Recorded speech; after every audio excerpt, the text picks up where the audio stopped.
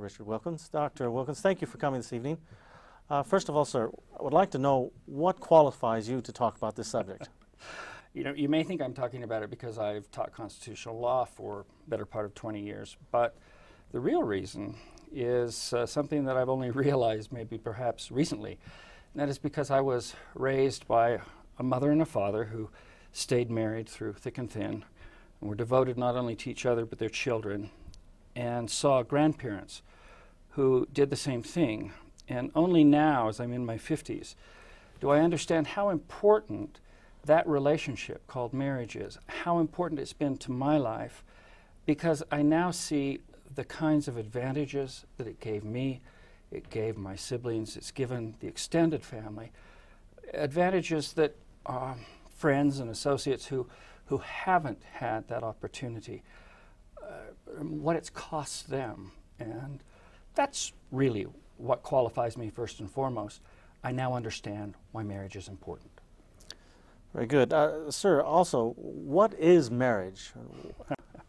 Well, marriage is one of those things, if you listen to the talk show hosts and some of the pundits, they say, oh, nobody knows what marriage is. That's just not true. Marriage is an institution that is thousands of years old, and over the last 8 years I've done an awfully lot of reading on the history of marriage and sociology, and looking at the social science texts and reading various philosophers and all kinds of legal materials on marriage. And there are essentially three elements to marriage that are common across time, across societies, across thousands of years. And that is, marriage requires the union of a man and a woman. It's a sexual union. It's a union where a man and a woman come together to complete each other in a way that goes beyond the mere physiological or the biological. Whether or not you have children, a man living with a woman complete each other in a way that is very real and has very real consequences for them and for society. Men change women and women change men in ways that make them better, more productive. And again, there's a lot of social science to suggest that you just don't get the same consequences from two men living together or two women living together. A man and a woman living together, this sexual complementarity is profoundly important. The second element is the notion of commitment, that when you stand and you make your marital vows, you vow to stick with each other through thick and thin, for better, for worse, richer, or poorer, till death do you part.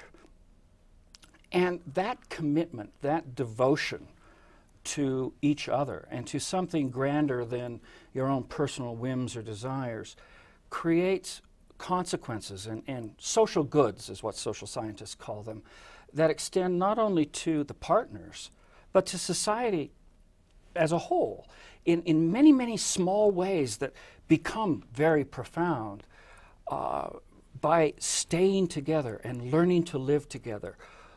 We create culture. We create the circumstances where men can learn to live with women and women can learn to live with men, and that's the basis on which everything, society, is ultimately based. And the third concept is the very important one of procreation and children. There's no future if you don't have children. And a man and a woman who are committed not only to each other but to the bearing and rearing of children is something that is terribly important to mankind's future. Social science, reams of it, collected over the last 3 decades, demonstrate what humankind has known for centuries.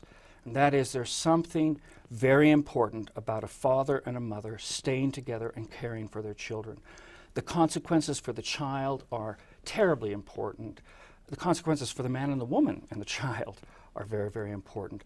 But when you put these three things together, sexual complementarity, devotion, commitment, and children and the future, you come up with an institution.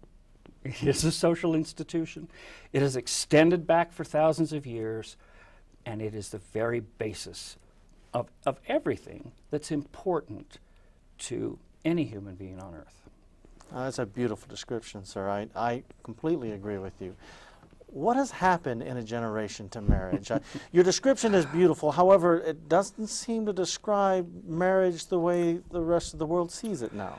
Well, over the last 3 decades, we have systematically dismantled many of the 3 things that I've talked about. We, beginning 30 years ago, said, well, you know, marriage isn't really based on commitment, or we didn't say that exactly. What we said is, well, gee, marriage shouldn't be so hard to get out of.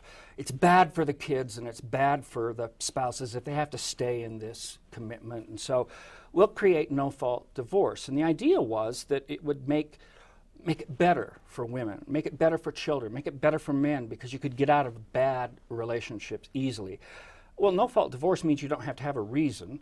You don't really mean for better, for worse, for richer and poor. You just mean I don't want it anymore. Well, what are the consequences? 30 years later, we're now finding that we have the most fragile marriages in history. And the consequences for women and children in particular have been very severe. More women in poverty now in the United States than at any other time. More children in poverty, and this can be traced back to the disintegration of marriage and this notion of family that begins with marriage. We have also taken away a good bit of the emphasis on children. Marriage now, if you look at the magazines and you listen to people talk about it, it's this kind of a big party, and it's for self-fulfillment and the idea that somehow there's an expectation of children, or any expectation of children is somehow viewed as beside the point.